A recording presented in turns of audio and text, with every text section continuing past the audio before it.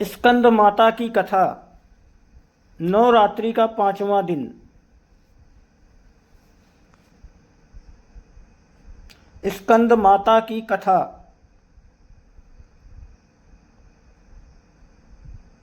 स्कंद का तात्पर्य कार्तिकेय से है, जो शिव और पार्वती की सबसे बड़ी संतान थे, और माता का तात्पर्य माँ से है, इसलिए स्कंद माता मुख्य रूप से देवी पार्वती की कथा है।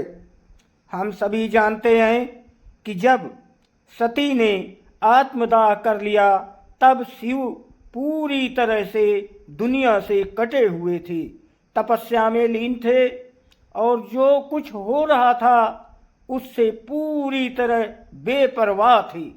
वो एक तपस्वी की तरह रहते थे।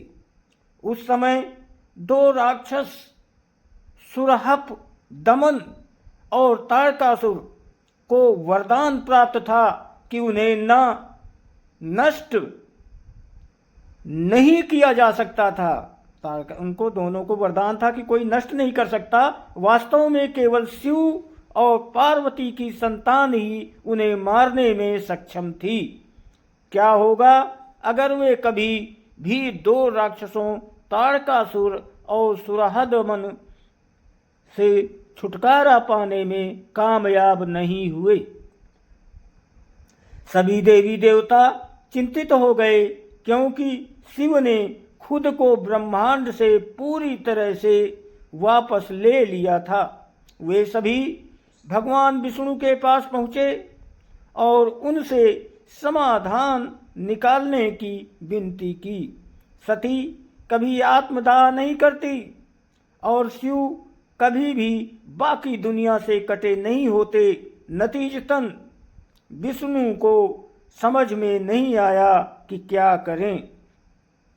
तभी नारद मुनि जी पार्वती को बताने गए, जिन्होंने पुनर्जन्म लिया था, कि वो सती का एक और अवतार थीं, जो इस बार पहाड़ों के देवता से पैदा हुई थी।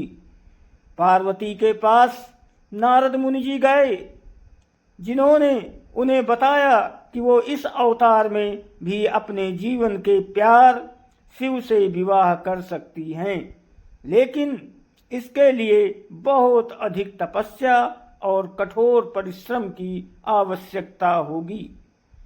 पार्वती शिव से विवाह करने की इच्छा रखती थीं, और उन्होंने हजारों वर्षों तक तपस्या की।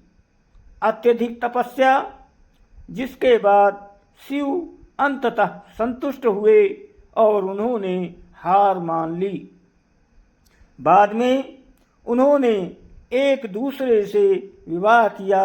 उनके विवाह के परिणाम स्वरूप के वह बीज, एक बहुत बड़ा बीज पैदा हुआ। ये बीज इतना सुंदर था कि भगवान अग्नि को इसकी देखभाल करने का काम सौंपा गया, क्योंकि शिव और पार्वती का बच्चा इसके तेज से पैदा होगा। हालांकि अग्नि बीज के तेज को सहन करने में असमर्थ थे, और उन्होंने गंगा से सहायता मांगी। गंगा ने बीज की देखभाल की, जबकि पार्वती ने स्वयं जल का रूप धारण किया, क्योंकि उन्हें पता था कि शिव के साथ उनके विवाह से पैदा हुए बीज को केवल वही ले सकती थीं। फिर कार्तिकेय का जन्म हुआ। उनके 6 चेहरे थे, और उनकी देखभाल 6 माताओं ने की, जिन्हें कृतिका के नाम से जाना जाता था, इसलिए उन्हें कार्तिकेय नाम दिया गया। दोस्तों, कहानी को लाइक और सब्सक्राइब जरूर करें। आपकी बहुत मेहरबानी होगी। आप सभी को बहुत बहुत धन्यवाद।